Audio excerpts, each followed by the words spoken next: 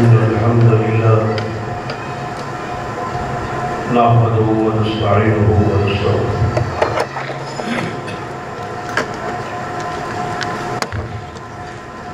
ونعوذ بالله من شرور أنفسنا ومن سيئات أعمالنا من يهد الله فلا مضل له ومن يضلل فلا هادي له أشهد أن لا إله إلا الله وحده لا شريك له وأشهد أن محمدا عبده ورسوله أما بعد فإن خير الحديث كتاب الله وخير الهدي هدي محمد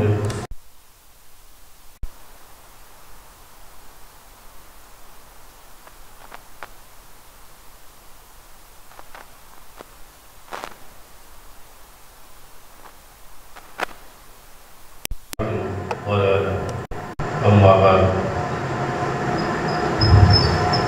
فأعوذ بالله السميع العليم من الشيطان الرجيم من همزه ونفخه ونفثه بسم الله الرحمن الرحيم لقد من الله على المؤمنين إذ بعث فيهم رسولا من أنفسهم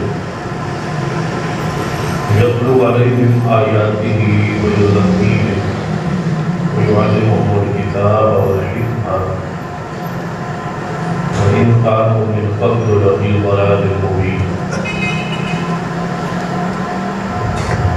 رب اشرح لي صدري ويسر لي أمري واحلل عقدة من لساني يفقهوا قولي رب زدني علما سبحان ربك رب العزة عما يصفون وسلام على المرسلين والحمد لله رب العالمين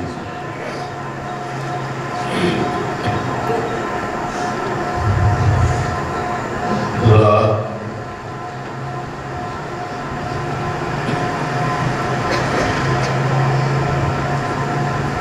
ماہ ربیع الاول کی مناسبت سے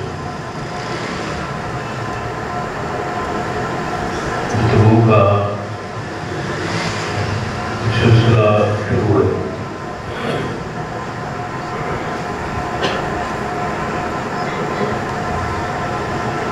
گزشتہ دو خطبات جب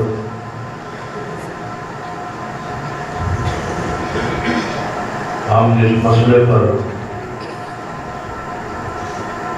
کتاب و سنت کی روشنی میں بیان کرنے کی کوشش جو کچھ نبی علیہ السلام کی محبت عقیدت اس مہینے میں کیا جاتا ہے جشن کے نام پر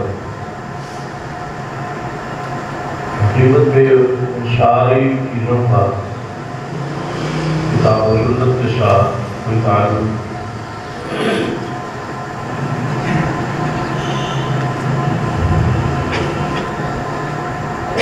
اگر یہ جشن اس انداز ہے کتاب و سنت میں ہوتا اس کا ثبوت ہوتا تو سارے دلائل جو آج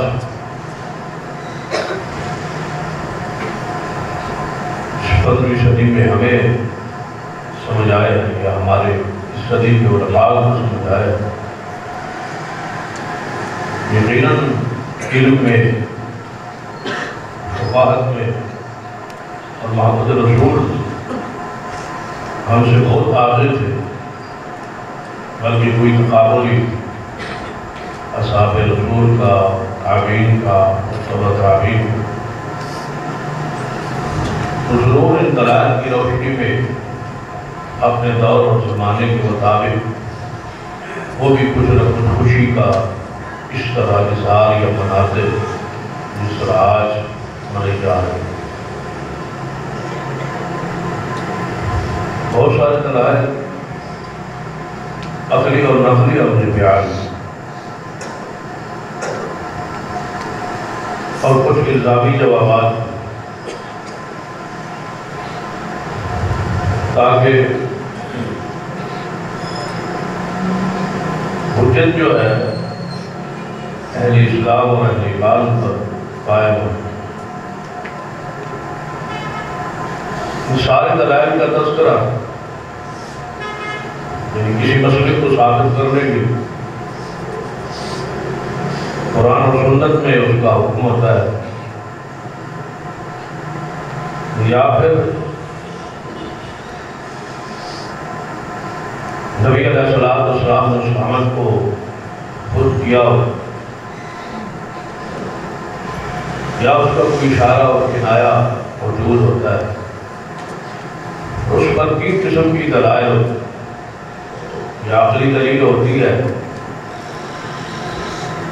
قرآن میں اپنی دلائل اللہ تعالیٰ نے اہل شرک اور اہل کفر کو سمجھانے کے لیے بیان کی،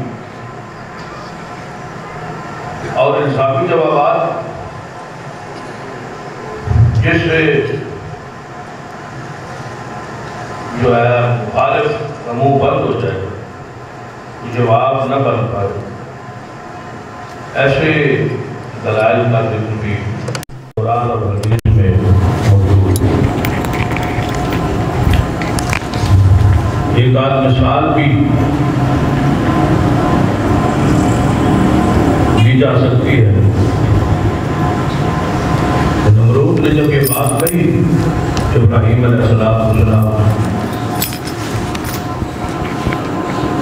جب اس سے مناظرہ ہوا، مجادلہ ہوا، تو آپ نے دلائل پیش کی اس کے سامنے کہ میرا رب وہ ہے جو زندہ کرتا ہے اور مارتا ہے۔ یہ دلیل دی اپنے رب کے رب ہونے پر اور الہ ہونے پر۔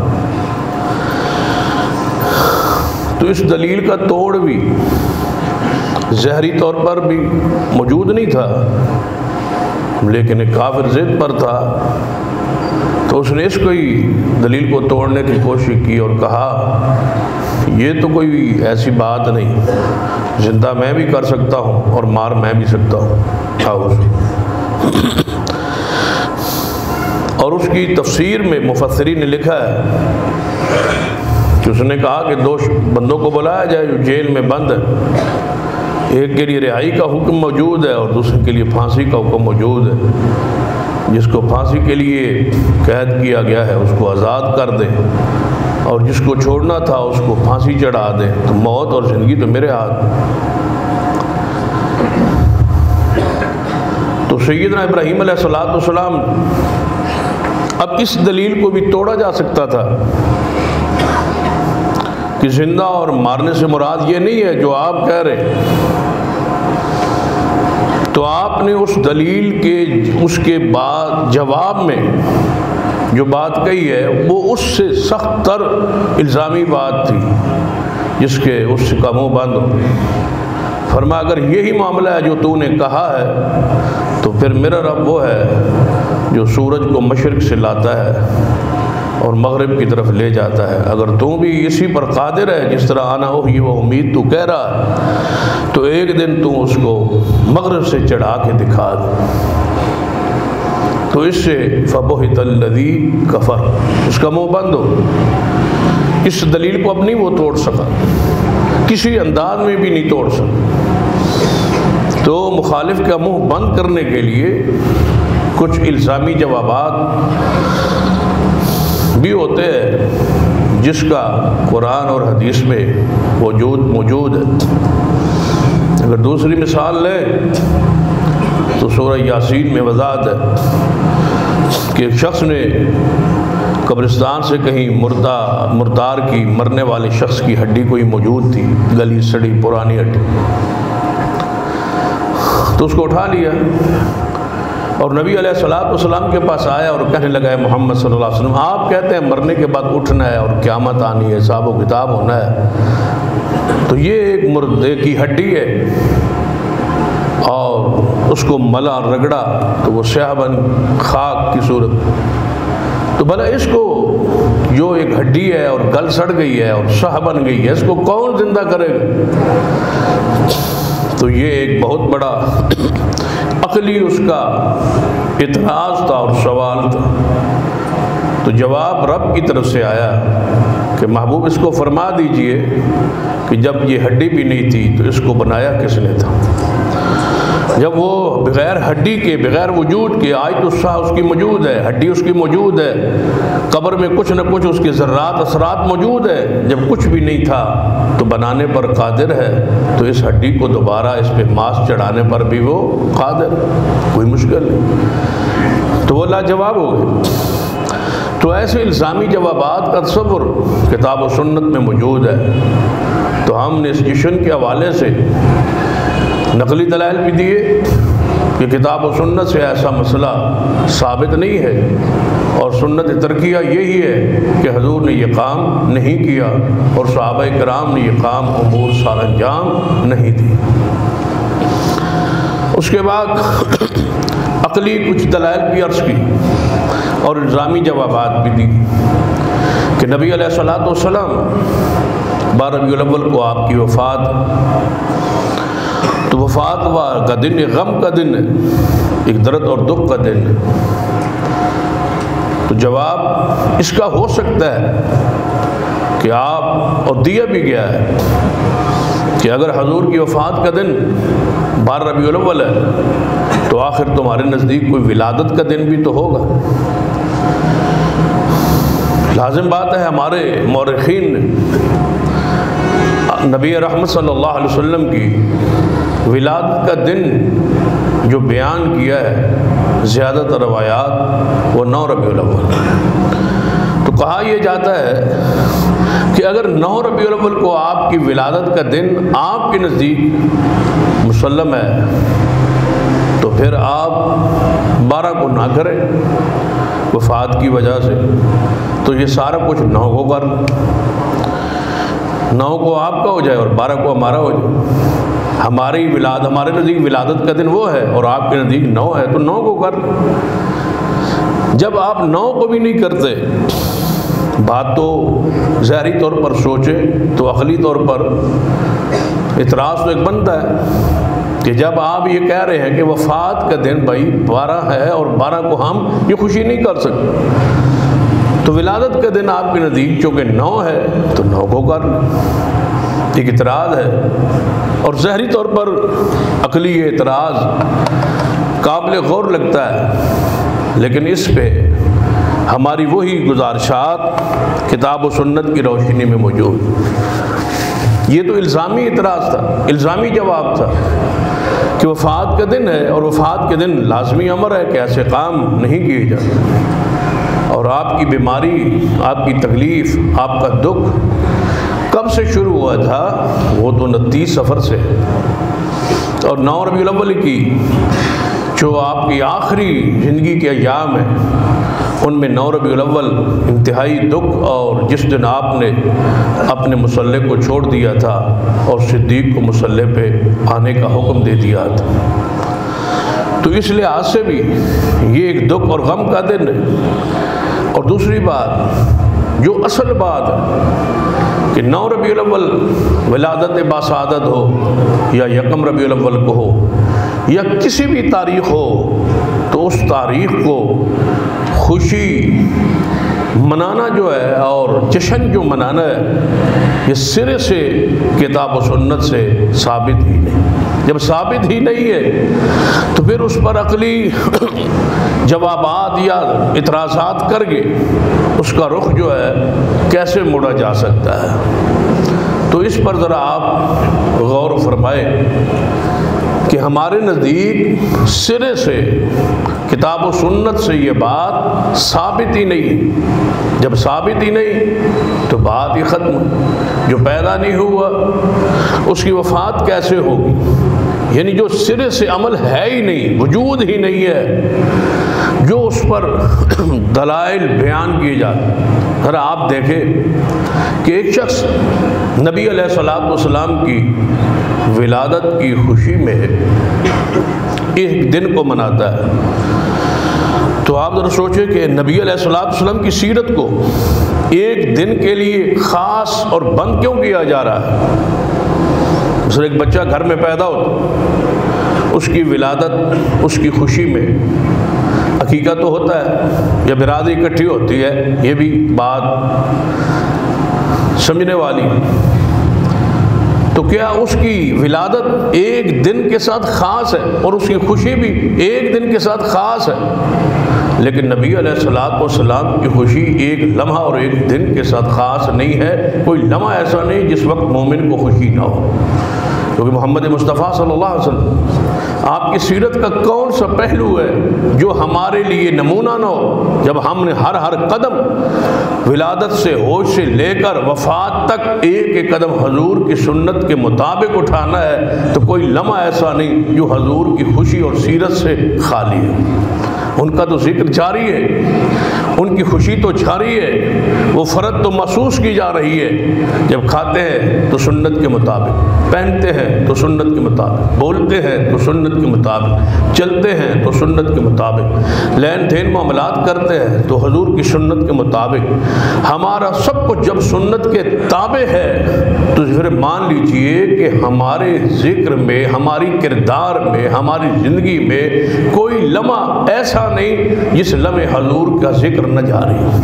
نبی علیہ الصلوۃ والسلام کی ساری زندگی ہمارے لیے تو نمونہ ہے۔ جب آپ کی زندگی کو اپنائیں گے، بھلا آپ سوچیں وہ بندہ خوشی کیسے منا سکتا ہے جس نے آپ کی زندگی کو اپنے لیے نمونہ ہی نہیں بنایا، نہ اس کی وضع قطع سنت کے مطابق، نہ ان کا اٹھنا بیٹھنا سنت کے مطابق، نہ نماز روزہ اعمال سنت کے مطابق، نہ اوراد اور وظائف سنت کے مطابق۔ اگر وہ ایک دن حضور کے آنے والے دن و پیدا ہونے والے دن خوشی منا لے تو آپ بتائیں اس خوشی کی کیا حیثیت رہ جائے گی؟ جس خوشی کے جس شخصیت کی ولادت کے بعد جن کی سنت نمونہ تھی اور ان کی سنت کو اپنایا ہی نہیں، تو اس کو کیا اجر اور ثواب ملے؟ دوسرے انداز سے ذرا غور کریں کہ نبی علیہ الصلوۃ والسلام کی ولادت کی خوشی میں جو کچھ ہمارے ملک میں ہوتا ہے سب سے زیادہ آپ نے محسوس کیا ہو کہ ہر آئے سال اس میں اضافہ ہوتا۔ نبی علیہ الصلوۃ والسلام کی ولادت کی خوشی میں گانا بھی ہوتا ہے، اور گانے کے سٹائل اور انداز میں نعت بھی ہوتی ہے جس میں طبلہ ہوتا ہے، ڈھول ہوتا ہے اور بناؤ شنگار ہوتا ہے، اور مذہبی طبقہ، ممبر پہ آنے والے علماء طبقہ اس خوشی میں باضابطہ شریک ہوتا ہے۔ مرد اور عورتوں کا اختلاط ہوتا ہے، عورتیں بھی ہوتی ہیں، مرد بھی ہوتے ہیں، اور اکٹھے ہوتے ہیں، اور بے پردہ عورتیں ہوتی ہیں، اور پھر اس میں ناچ وغیرہ بھی ہوتا اور ڈانس بھی ہوتا، اور مذہبی لوگ کرتے ہیں اور علماء کرتے ہیں، اور خوشی کا اظہار وہ ٹرکوں پر چڑھ کے ناچ رہے ہوتے ہیں۔ اب آپ بتائیں کہ یہی طبقہ جب ایک دن یہ سب کچھ کرے گا تو اگلے دن امت کو، لوگوں کو منع کیسے کرے؟ یہ کیسے کہہ سکتے ہیں کہ مرد عورتوں کو اختلاط نہیں ہونا چاہیے؟ جب حضور کی ولادت والے دن سب کچھ ہو رہا ہے تو اس کا مطلب ہے آپ تاثر یہ دے رہے ہیں کہ یہ سب کچھ جائز ہے، یہ سنت ہے، نعوذ باللہ، یہ دین ہے، یہ ثواب ہے، یہ اجر ہے۔ جب یہ اجر ہے، ثواب ہے، تو اگلے دن یہی کام شادی میں، خوشی میں یہ حرام کیوں ہے، منع کیوں؟ وہاں مذہبی طبقہ کیوں کہتا ہے کہ یہاں ڈھول نہیں ہو، طبلہ نہ ہو، سرنگی نہ ہو، مرد عورتوں کا اختلاط نہ ہو؟ یہ کیوں پھر کہا جاتا ہے جب آپ نے عید و جشن کے نام پہ یہ سب کچھ کر لیا، حضور کے نام پہ یہ سب کچھ ہو گیا، تو پھر اگلے دن شادی کی خوشی میں یہ کام سارے حرام کیوں؟ تو پھر مطلقاً جواز دے دیا جائے کہ مرد عورت اکٹھے رہ سکتے ہیں، پھر سکتے ہیں، چل سکتے ہیں، بیٹھ سکتے ہیں، کوئی منع نہیں، پردہ کچھ نہیں ہے، طبلہ سرنگی سنت ہے، ثواب ہے، نعوذ باللہ یہ جاری۔ یا تو مطلقاً فتویٰ دے دیا جائے جس طرح، اور توقع ایسی ہو بھی سکتی کیونکہ گزشتہ سے پیوستہ سال، یعنی 2 سال قبل غالباً میں نے یہ بات کہی تھی ایک جلسے میں فیصل آباد کے علاقے کہ اگر یہ عید ہے تو پھر عید کی تو نماز ہوتی ہے، آپ پھر نماز کیوں نہیں پڑھتے؟ تو نیچے ایک بزرگ بیٹھے تھے، انہوں نے کہا مشورہ کیوں دے رہے ہیں آپ؟ یعنی آپ ان کو مشورہ دے رہے ہیں کہیں شروع ہی نہ کر دیں۔ باضابطہ اس محلے میں جس میں تقریر ہوئی آئندہ سال 2 رکعت نماز پڑھی۔ انہوں نے کہا ہم صلاۃ و شکر پڑھ رہے ہیں کہ حضور آئے ہیں، شکر کرنا چاہیے، لہذا 2 رکعت نماز عید، جشن عید میلاد النبی، اور پھر نیت بھی ساری بنا لی کہ 2 رکعت نماز صلاۃ و شکر، حضور کی ولادت کی خوشی یہ ہو رہی ہے۔ تو جو اگر مشورہ دے دیا جائے تو ہو سکتا ہے اس مشورے کو مان کے وہ فتوی جاری کر۔ اس سے پچھلے سال وہیں پر جب یہ عید کی نماز ہو گئی تو میں پھر اگلے سال گیا تو میں نے کہا بھائی ٹھیک ہے نماز تو آپ نے پڑھ لی ہے، لیکن یہ بتائیں یہ عید فطر ہے یا اضحیٰ ہے؟ اضحیٰ ہے تو قربانی ہونا چاہیے، اگر فطر ہے عید الفطر کے طور پر پڑی ہے تو پھر اس کے بھی وضاحت کر دی جائے۔ تو اس سال انہوں نے بکرا بھی ذبح کر دی، انہوں نے کہا عید الاضحیٰ بنا لے، یعنی قربانی بھی حضور جب پیدا ہوئی ہے تو اس پر صدقہ و خیرات بھی ہونا چاہیے، عقیقہ بھی ہونا چاہیے۔ تو انہوں نے کہا یہ بھی مشورہ آپ کا مفید ہے، ہم اس پر جانور ذبح کر لیتے ہیں۔ یعنی مشورے دیتے جائیں اور بدعات میں اضافہ کرواتے جائیں، لسی میں پانی ڈالتے جائیں اور جتنی مرضی ہے بڑھاتے جائیں۔ بدعت کا خاصہ یہ ہوتا ہے جس میں جتنا پانی ڈالیں اتنی یہ بڑھتی جاتی ہے اور لوگ اتنے خوش ہوتے ہیں، لوگوں کو اتنی ٹھنڈک ہوتی ہے جتنا اس میں پانی مل جائے۔ بدعت لسی کی مانند ہوتی، یہ ضلالت گمراہی ایسی ہے جتنا اس میں پانی ڈالتے جائے وہ بڑھتا جائے۔ ڈھول کے بارے میں ایک فتویٰ موجود ہے، شاید آپ نے وہ میڈیا پر، کوئی غیر ذمہ دار آدمی نہیں، ذمہ دار آدمی پیر شیال کے جو گدی نشین تھے پچھلے سال فوت ہوئی پیر حمید الدین صاحب، انہوں نے باقاعدہ باضابطہ خود تقریر کی اور تقریر میں پتہ کیا فرمایا، وہ حیران کن عمل ہے۔ کہتے ہیں کہ نبی علیہ الصلوۃ والسلام ہمارے پیر صاحب کو جو ان سے اصل تھے پیر قمر الدین صاحب، انہوں نے خواب میں حضور کو دیکھا کہ قیامت کا دن ہے اور حضور اپنی امت کو بخشوا کے جا رہے ہیں اور آگے آگے ڈھول بجتے جا رہے ہیں اور حضور ساتھ ساتھ ہے اور خوش ہوتے جا رہے ہیں کیونکہ حضور کی ساری امت کو حضور نے بخشوا لی ہے۔ اور پیر صاحب نے دیکھا کہ وہ ڈھول بجا رہے ہیں، حضور ڈھول سنتے جا رہے ہیں، خوش ہوتے جا رہے ہیں۔ تو جب حضور کا خواب میں ڈھول سننا ثابت ہو جائے گا، نعوذ باللہ، جب سرور کائنات محمد رسول اللہ صلی اللہ علیہ وسلم سرنگی کی، وہ طبلے کی، ڈھول کی حدیث ہے کہ آپ نے فرمایا میں ڈھول کو توڑنے کے لیے اللہ نے محمد مصطفیٰ کو بھیجا ہے تاکہ میں موسیقی کا آلات توڑ ڈالوں، کوبا کو توڑ ڈالوں۔ کوبا عربی میں حدیث میں ڈھول کو کہا جاتا ہے، نبی علیہ الصلوۃ والسلام اس کو توڑنے کے لیے، ختم کرنے کے لیے آئے ہیں۔ مقصد آمد یہ ہے اور مقصد ولادت رسول بھی یہی ہے، لیکن ولادت کے نام پہ اس چیز کو رواج دیا جا رہا ہے اسلام اور دین اور ثواب کے نام پر جس کو نبی علیہ السلام توڑنے کے لیے آئے۔ آپ تو مٹانے کے لیے، ختم کرنے کے لیے آواز آئی۔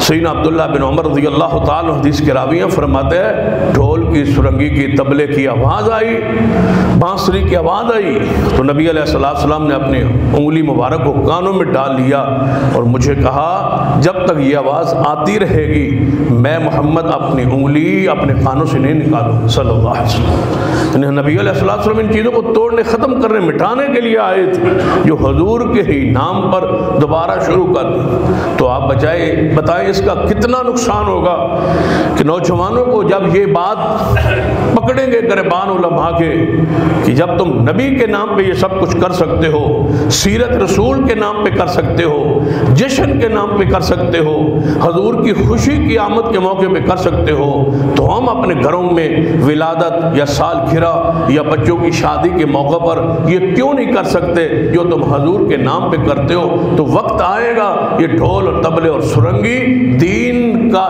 حصہ بن جائے۔ پہلے قوالی کے نام پہ طبل سرنگی پر وہ حضور کی نعت ہوتی ہے، اس کو قبول کیا جاتا ہے، تو پھر یہ چیز ساری قبول ہو جائے گی۔ نبی علیہ السلام کے نام پر ایسا ہوگا، سیرت پر ایسا ہوگا، اور وہ حدیث پوری ہوگی جس میں نبی علیہ السلام نے فرمایا قیامت سے پہلے میری امت ڈھول کو اور گانے کے آلات کو حلال کر لے گی، جائز کر لیں گے۔ اب جائز لازم بات ہے، دین کے نام پہ ہی ہو سکتا ہے، کسی اور کے نام پہ تو ہو ہی نہیں سکتا، حضور کے نام پہ ہی ہو سکتا ہے کہ حضور کا نام بیان ہو، سیرت رسول اور حضور کی خوشی کا تذکرہ ہو، اور اس آڑ میں ان ساری چیزوں کو حلال سمجھ لیا جائے جن کو حضور حرام کر کے گئے۔ وَيُحَرِّمُ عَلَيْهِمُ الْخَبَائِث، یہ کیسے ہو سکتا ہے؟ حضور نے فرمایا میری امت شراب پیے گی لیکن نام بدل دے گی، نام بدلے جائیں گے، شراب کو حلال سمجھ لیا جائے، نام بدل جائیں گے۔ ریشم میری امت پہنے گی جو رسول اللہ نے حرام کیا، گانے میری امت سنے گی جو حضور نے فرمایا، نام بدل جائیں گے، انداز بدل جائیں گے۔ اب یہ انداز بدلا جا رہا ہے، نام بدلا جا رہا ہے، حیت کیفیت بدلی جا رہی ہے، نسبت تبدیل کی جا رہی ہے، اور وہی کام کیے جا رہے ہیں جو محمد مصطفیٰ صلی اللہ علیہ وسلم ختم کرنے کے لیے تشریف لائے۔ کہا گیا کہ یہ کہتے ہیں کہ نبی علیہ السلام باقاعدہ باضابطہ اس پر تقریر ہوئی کہ یہ کہتے ہیں کہ آپ چراغاں کیوں کرتے؟ حضور نے تو نہیں کیا۔ آپ جھڑیاں کیوں لگاتے ہیں؟ حضور نے تو نہیں لگائی۔ اب اس کا جواب سنی، جواب میں فرماتے ہیں کہ حضور کے زمانے میں یہ بتیاں تھیں، ان سے پوچھو کہ حضور کے زمانے میں یہ بتیاں تھیں یا بتیاں نہیں تھیں تو حضور کہاں سے لگاتے؟ پھر اگلا جواب سن لیے، اس سے بھی کمال کا، فرماتے ہیں حضور کے زمانے میں کاغذ کی کمی تھی اور جھنڈیاں نہیں تھیں، اس لیے حضور نے جھنڈیاں نہیں لگائی۔ جب حضور کے زمانے میں جھنڈیاں تھی نہیں تو حضور کیسے لگاتے؟ بتیاں نہیں تھیں تو حضور کیسے لگاتے؟ حضور نے تو اس لیے نہیں لگائی کیونکہ ہمارے زمانے میں جھنڈیاں آ گئی ہیں، بتیاں آ گئی ہیں، چائنا کی مہربانی ہو گئی ہے، تو اس لیے ہم یہ لگا رہے ہیں۔ اب آپ بتائیں کہ حضور کے زمانے میں کیا کچھ تھا یا نہیں تھا؟ چلو جھنڈیاں نہ صحیح، بتیاں نہ صحیح، آپ بتائیں کہ تیل کی بتیاں تو موجود تھی، لالٹین تو موجود تھی، چراغاں تو ہو سکتا تھا، اتنے اہتمام کے ساتھ نہ ہوتا، تھوڑا ہوتا، ہزاروں نہ ہوتی، ایک آدھ ہوتی۔ آج سے چند سال پہلے، 30 سال 40 سال پہلے یہ بتیاں نہیں تھی۔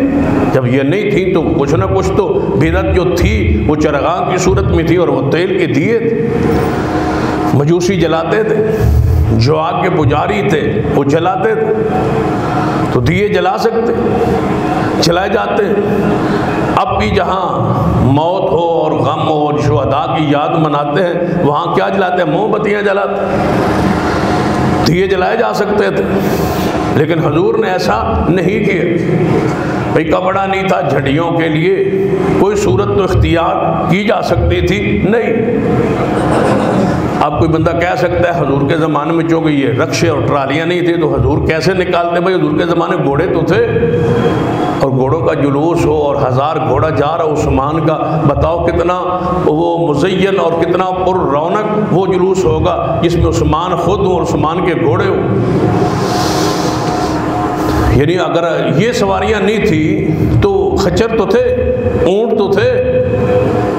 آج کل تو جلوس میں ایک آدھ اونٹ بطور تبرک لایا جاتا ہے نا، بھائی حضور کے زمانے میں چونکہ اونٹ ہوتے تھے چلو ایک آدھ اونٹ لے جائے، تو حضور کے صحابہ کے پاس تو ہزاروں کی تعداد میں اونٹ تھے، ان پاس گھوڑوں کی تعداد سینکڑوں ہزاروں میں تھی، دیگر سواریاں گدھے موجود تھے، وہ سواریاں آج بھی موجود ہے، حضور کے زمانے میں تھی۔ ایک دن کے لیے مانگا جا سکتا تھا۔ کتنے گاؤں اور بستی ہیں جہاں محرم کے جلوس میں گھوڑا نہیں ہوتا، کسی زمیندار سے ایک آدھ دن ذوالجناح کے لیے مانگ لیا جاتا، وہ مانگ لیتے ہیں پڑوسیوں سے، بھائی ایک دن ہم نے اس کو گھوڑے گھوڑا جناب نکالنا ہے آپ دے دیں، ہر جگہ پہ پالا نہیں ہوتا، ہر جگہ پہ موجود نہیں ہوتا، کسی کی گھوڑی کو کسی کے گھوڑے کو عارضی طور پر ایک دن ادھار مستعار لے لیا جاتا۔ تو حضور علیہ السلام کی خوشی میں یہ ساری چیزیں دستیاب حضور کے زمانے میں ہو سکتی تھی۔ آپ بتائیں اگر حضور فرماتے عثمان کو کہ میری خوشی کے لیے اور جلوس کے لیے آپ اتنے گھوڑے مہیا کرنے، شام کو واپس بھی ہو جانے، وہ عثمان جو 700 اونٹ لدے لدائے سامان کے دے سکتے تھے، کیا وہ گھوڑے یا اونٹ جناب صرف جشن کے لیے نہیں دے سکتے تھے؟ لیکن حضور نے ایسا نہیں کیا، ایسا سوچا ہی نہیں، صحابہ کرام کے دل خیال میں یہ تصور آیا ہی نہیں، چونکہ حضور کے شان میں، سیرت میں، کردار میں یہ بات ہے ہی نہیں۔ یا نبی علیہ السلام اپنے سے پہلے انبیاء جو گزر چکے تھے ان کے ایام میں ولادت منواتے، صحابہ کرام کو یہ عادت ڈالتے، سنت بناتے، لیکن ایسا ہوا ہی نہیں۔ آج کل تو مسلمان جو ہے وہ اس عید کی خوشی یا نہ خوشی تو کیا اب مبارکبادیں شروع، ایک دوسرے کو مبارکباد دیتے ہیں بھائی یہ عید، اور جب 25 دسمبر آتا ہے سارے مسلمان مل کے عیسائیوں کو مبارکباد دیتے ہیں کہ آپ کے نزدیک عیسی ابن مریم کی ولادت آ جائے تمہیں مبارک۔ اور محدثین نے لکھا ہے جو عیسائیوں کو مبارک دے وہ انہی جیسا ہے، کیونکہ اس نے وہ کام کیا شرک اکبر۔ جو عیسائیوں کے نزدیک عیسیٰ پیدا ہوا 25 دسمبر کو کس کی حیثیت سے؟ اللہ کا بیٹے کی حیثیت سے، اور تم نے مبارک دے کے اپنے کفر کا اعلان کیے کہ آپ مسیح برادری ہمارے بھائی ہیں، آپ بھی ہمارے چچیرے اور ہمارے بھائی ہیں اور آپ ہمارے رشتہ دار ہیں، اس لیے آپ کو مبارک دے رہے ہیں کہ آپ کا عیسیٰ علیہ السلام اللہ کے بیٹے کی حیثیت سے پیدا ہوئے، لم یلد ولم یولد کا انکار کیا ہے۔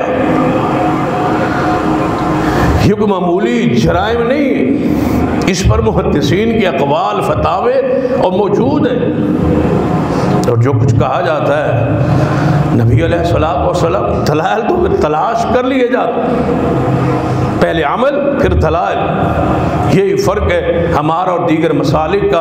ہم اس وقت کا عمل کرتے نہیں جب تک دلیل نہ ہو، وہ عمل کرتے ہیں دلیل بعد میں تلاش کرتے ہیں، دلیل مل جائے تو ٹھیک ہے، نہ ملے تو کہتے ہیں اس میں حرج کیا ہے، ثواب کے نام پہ کیا ہے نا، اجر کے نام پہ کیا ہے نا، کوئی بتاؤ اس میں حرج کیا ہے؟ اللہ کے بندو اس کا تعلق، اس بدعت کا تعلق پیٹ کے ساتھ، جب پیٹ اس کے ساتھ وابستہ ہے، کمائی اس کے ساتھ وابستہ ہے، جو آپ کا مال اس کے ذریعے لے رہے وہ کب کہیں گے کہ یہ غیر شرعی ہے یا اس پر ثواب نہیں؟ دیکھیں ہم کہہ رہے کہ یہ نہیں، یہ سنت نہیں ہے، یہ دین نہیں ہے، یہ ثواب نہیں ہے، اجر نہیں ہے۔ دوسرا طبقہ علماء کا ہی ہے، وہی ممبر پہ کھڑے ہیں اور وہ کہتے ہیں کہ یہ جائز ہے، ثواب ہے، اجر ہے، اس جیسا کوئی عمل ہے ہی نہیں، جو کرتا ہے وہ مسلمان ہے، جو نہیں کرتا وہ ابلیس۔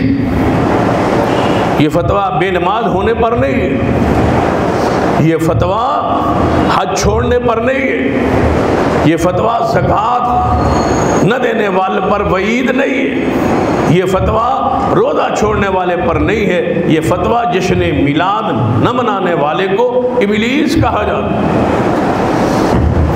اتنا بڑا فتویٰ تو فرض کے ترک پر نہیں، جتنا بڑا فتویٰ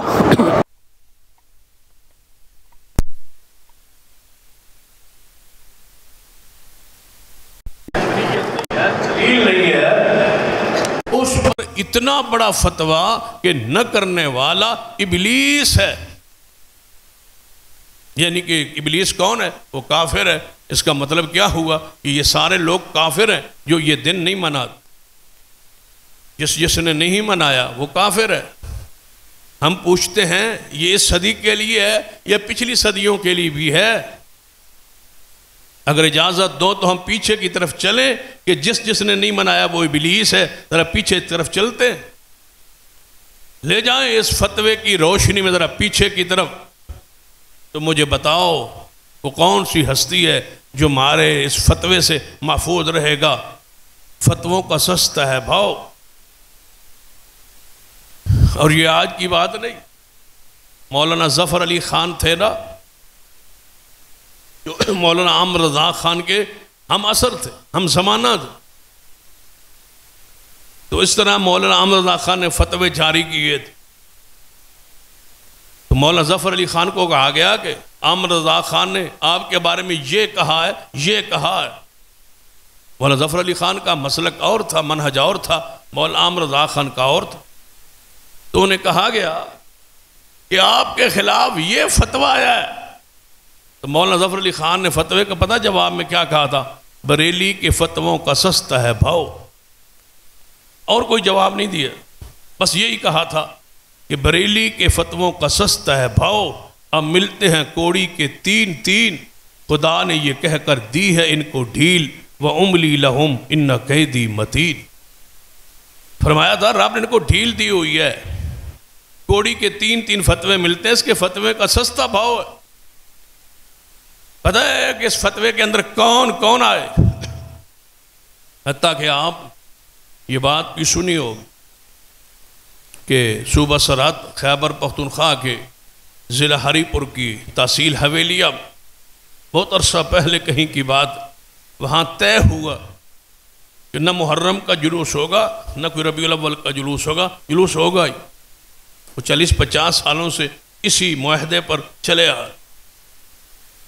اس سال ان 2-4 دن پہلے وہاں پر جلوس نکالنے کی اور اس معاہدے کی جو ہے خلاف ورزی کرنے کی نئی صورت میں، نئے انداز میں کوشش کی گئی کہ اب ہم مضبوط ہے، ہمارے پیچھے ایک تنظیم تحریک لبیک ہے، ہم نکالیں گے اس کو۔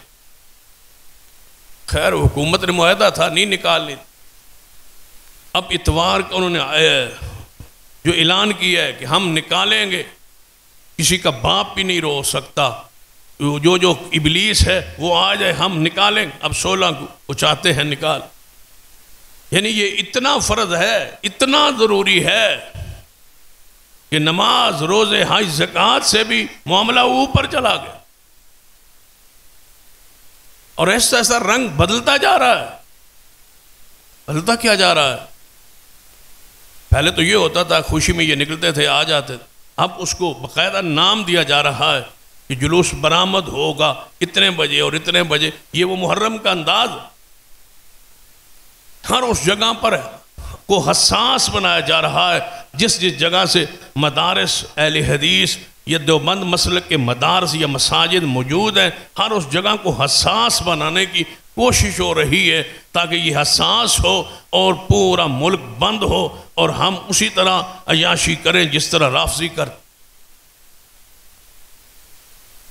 جنہوں نے اپنا سارا مذہب ماتم پر رکھا ہے۔ انہوں نے اپنے سارے مذہب کو حضور کی ولادت میلاد کے جشن کے ساتھ مختص کر دیا، بس یہی ہمارا جینا، یہی ہمارا اوڑھنا، یہی ہمارا بچھونا، یہی ہماری زندگی، یہی ہماری موت۔ سارا سال اسی نام پہ کانفرنس ہے، اسی نام پہ جمعہ، ان کی سارا سال بلکہ ساری زندگی گزر گئی ہے مجالس عزا۔ عزا کا معنی کیا ہے؟ تعزیت سے ہے، رونے والی مجلس، تعزیت والی مجلس۔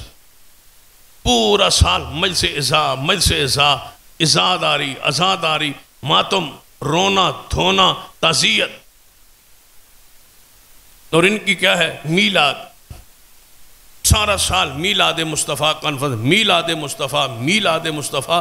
آپ بتائیں بھائی کوئی حضور کا میلاد کا ولادت کا انکاری ہے جو اتنا پورا سال اہتمام؟ سیرت نہیں۔ اور پہلو ہے بشریت مصطفیٰ ہے، اور پہلو ہے عصمت مصطفیٰ ہے صلی اللہ علیہ وسلم، معراج مصطفیٰ ہے، معجزات مصطفیٰ ہے، شان مصطفیٰ ہے، مقام مصطفیٰ ہے، اور کتنے نام ہیں حضور کی کانفرنس کے ساتھ خاص کیے جا سکتے ہیں۔ آخر کیا وجہ ہے کہ پورا سال ایک ہی لفظ میلاد، میلاد، پیدائش مصطفیٰ، پیدائش مصطفیٰ؟ بھلا کوئی مسلمان انکاری ہے؟ سوائے لڑائی کے اس کے عزائم کیا ہے؟ پھر آئے گا پہلے محرم کے مہینے میں پابندیاں ہوتی تھی، زبان بندیاں ہوتی تھی، علماء کی داخلہ بندیاں ہوتی تھی کہ وہاں ضلع میں فلاں مولوی، فلاں عالم، فلاں خطیب نہیں جا سکتے۔ اب اس کے ساتھ ربیع الاول کو جوڑا جا رہا، یعنی کئی ایسے اضلاع ہیں جہاں مجھ پر بھی ربیع الاول سمیت پابندی، پہلے محرم ہوتا تھا، مہینہ ہوتا تھا، پھر سفر کو جوڑا گیا، پھر اب ربیع الاول کو جوڑا جا، 90 دن پابندی لگائیں تاکہ محرم سفر ربیع الاول گزر جائے۔ تو اس مہینے کو اتنا حساس بنا دیا جائے گا، ہر سال اس میں اضافہ ہوتا ہے، اس کی حساسیت، وقت آئے گا وہی حالت کیفیت ہوگی کہ آپ دکانیں بند کر کے کمروں میں اندر بیٹھے اور جان بوجھ کے یہ سب کچھ ہوگا۔ اس کی مثال ہمارے کئی عقائد ہیں، کئی نظریات ہیں ہمارے، تو کیا کبھی ہم اپنے نظریات، اپنے عقائد پر مبنی کوئی تحریر، تقریر یا کوئی اشتہار یا کوئی بینرز ان کی مساجد کے سامنے جا کے آج تک لگایا؟ نہیں۔ تو پھر ان کی جھنڈیاں، ان کے بینرز، ان کا وہ جشن، ان کا وہ انداز جان بوجھ کے ان مساجد اور ان مدارس کے قریب اور گلیوں میں کیوں لگائے جاتے ہیں جہاں ان کو پتہ ہے کہ ان کا عقیدہ حضور کی وفات کا ہے اور ان کے جذبات ہیں اور یہ غم اور دکھ میں ہے، ہم ان کو جان بوجھ کے چھیڑ کے یہ معاملہ حساس کیوں کر رہے ہیں؟ ادھر سے بیان ہوگا، پھر ادھر سے بیان ہوگا، پھر ایسے ہو سکتا ہے کہ حضور کی جشن کا وہ منائے اور ہم اپنی مسجدوں کے باہر حضور کی وفات کی کانفرنس رکھ دیں،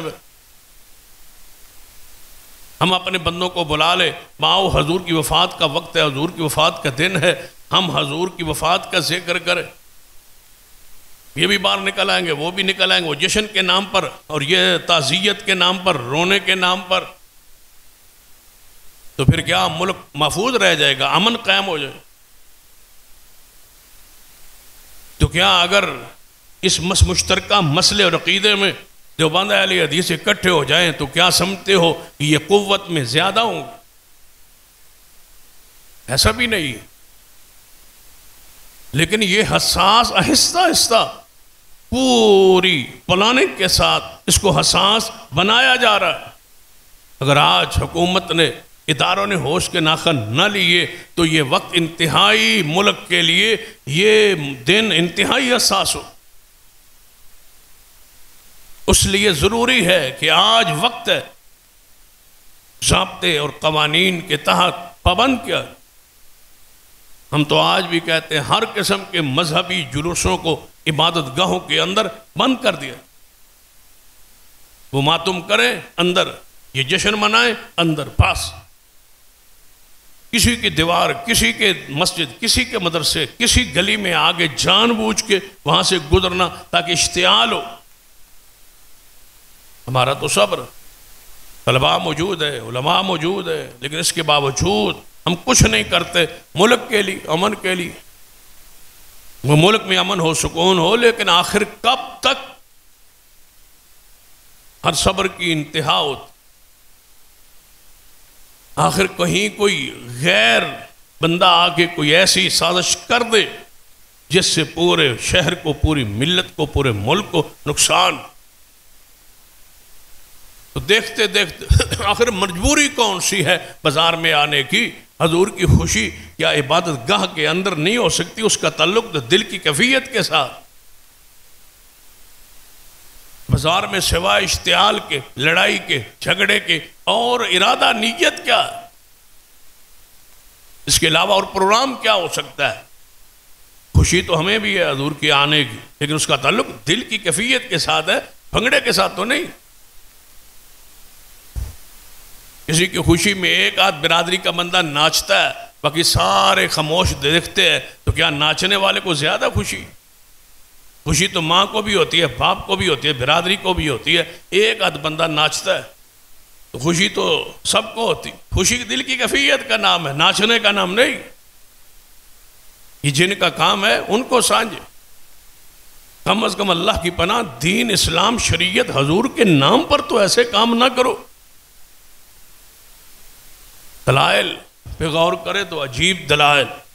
ابو لہب جو حضور کا چچا، سب سے بڑی وزنی دلیل کیا ہے کہ جب حضور پیدا ہوئے تو حضور کی ولادت کی جو ہے وہ خبر لے کے لونڈی جس کا نام سویبہ آتا ہے وہ گئی اور جا کے کہا کہ ابو لہب تیرا بھتیجا تیرے بھائی عبداللہ جو فوت ہو چکے ان کے گھر بیٹا پیدا ہوا ہے، تو اس نے کہا جا تو آزاد ہے، خوشی اس خوشی میں اس کو آزاد کر۔ اب اس دلیل پہ غور کریں، یہ ایک خواب ہے کہ حضرت عباس فرماتے ہیں مجھے خواب میں ابو لہب ملا۔ یہ کب بیان کر رہے ہیں؟ جب سیدنا عباس بھی ابھی مسلمان نہیں ہوئے تھے،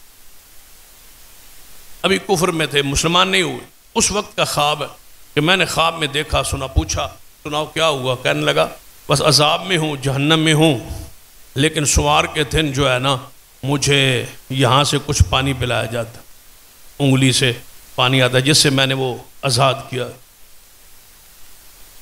کہتے ہیں دیکھو حضور کی ولادت کی خوشی میں اس نے لونڈی کو آزاد کیا، وہ کافر تھا، اور حضور کی ولادت کی خوشی میں اس کو وہ دودھ پلایا جاتا، پانی پلایا جاتا ہے جہنم۔ اتنا اجر تو ہوگا کہ اگر جہنم ہی جاؤ گے تو پانی پیتے رہو۔ اللہ کرے ایسا ہی ہو، کیا خیال ہے؟ اللہ کرے ایسا ہی ہو، بس جہنم بھی اگر چلے گئے تو پانی پیتے رہو۔ قرآن کیا کہتا ہے؟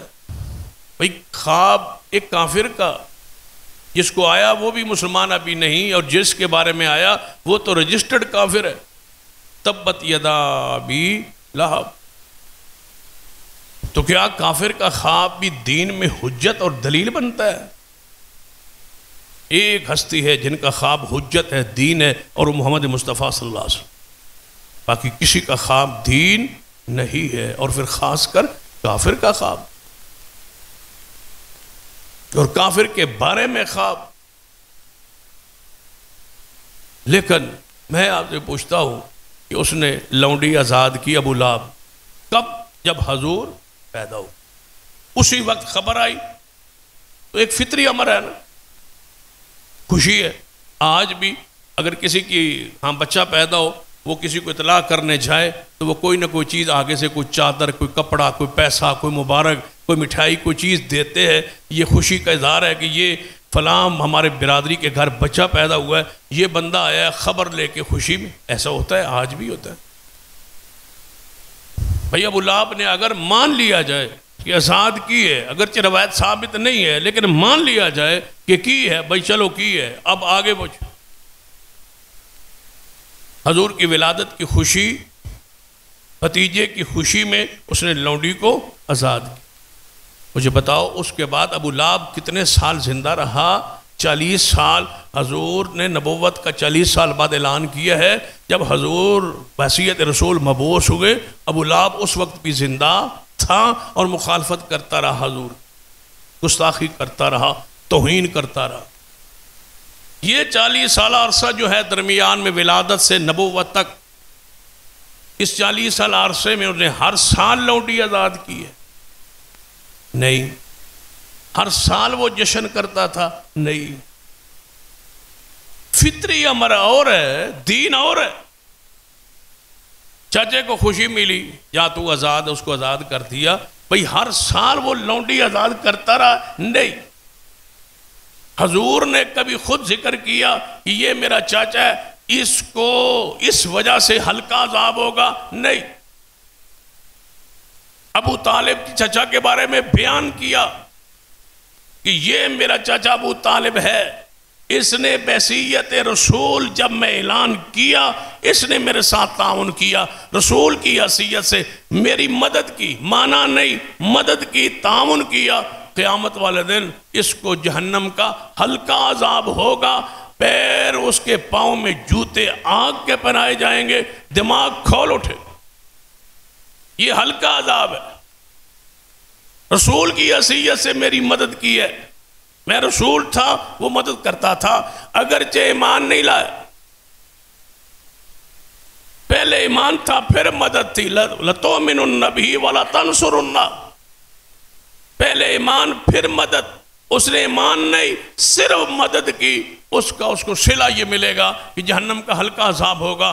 ابو لہب کے بارے میں کوئی ایسی خبر ہوتی تو اللہ کی قسم خود رسول اللہ بیان کر، انگلی سے پانی تو قرآن نے کہہ کے رد نہیں کر دیا ایسی خوابوں کا، تبت یدا ابی لہب، ابو لہب کے دونوں ہاتھ ہلاک ہو جائے۔ دونوں ہاتھ کتنی انگلیوں سے بنتے ہیں؟ 10 انگلیوں سے، یہ پورا یہ ہاتھ، اگر ایک انگلی اس میں شمار کو محفوظ ہوتی تو حدیث میں استثناء ہوتا کہ سارا ہاتھ تباہ ہو ایک انگلی کے سوا، سارا ہاتھ جہنم میں ہو سوائے ایک انگلی کی، ایسا نہیں ہو۔ ایسی مثالیں قرآن میں حدیث میں موجود ہے، استثناء ہوتا ہے۔ یہ چیز ہے سوائے اس، حضور نے کئی مرتبہ ایسی چیزیں بیان کی ہے، سارے مردار حرام ہے سوائے دریا کے، وہاں مچھلی حلال ہے، حضور نے استثناء کر دی۔ ایسی کئی مثالیں موجود، جب ایسی نہیں ہے تو پھر مان لیجئے کہ دونوں ہاتھ تباہ ہیں، برباد ہے، دونوں ہاتھ جہنم میں، اس کی کمائی ما اغنی عنہ مالہ وما کسب، جو کچھ کیا اچھا برا جو کچھ کیا اس کی کمائی اس کے ہاتھ اس کو فائدہ نہیں دے۔